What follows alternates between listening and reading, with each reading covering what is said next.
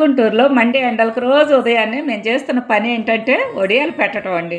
సగ్గుబియ్య వడియాలు, బియ్యపిండి వడియాలు, గుమ్మడి వడియాలు, మినప వడియాలు, చల్లమిర్చి ఇలా అన్నీ కూడా మేమే స్వయంగా తయారు చేసుకొని సేల్ చేస్తాము. వాటర్ కూడా ఆర్వో వాటరే వాడతాము.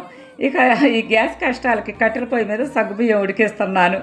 నీళ్లు బాగా మరిగాక ముందు రోజు రాత్రి బాగా నానబెట్టిన సగ్గుబియ్యం పోసి బాగా ఉడికించాలండి. వేడివేడిగా ఉన్నప్పుడే ఇలా పాయసంలో చిక్కబడ్డ సగ్గుబియ్యం జావకి పచ్చిమిర్చి పేస్టు, నువ్వులు, జీలకర్ర అలాగే చిక్కటి పాలు పోసి కలపాలి. పాలు పోస్తే వడియాలు చాలా రుచిగా కమ్మగా ఉంటాయండి. నాకు ఈ సమ్మర్లో ఎక్కువ మంది కాల్ చేసి అడుగుతున్న ప్రశ్న ఏంటంటే, అమ్మ వడియాలు పెట్టేటప్పుడు జావ నీరులా కారిపోతుంది, ఏం చేయాలి అని. మీరు సగ్గుబియ్యం జావ దగ్గర పడుతున్నప్పుడు అంటే గరిటికి ఇలా అంటుకొని బొట్టు బొట్టుగా జారుతున్నప్పుడు కరెక్ట్గా పొయ్యి కట్టేసుకోండి. గిన్నె కూడా వెంటనే దింపేయండి, లేదంటే అడుగు అంటుకుంటుంది.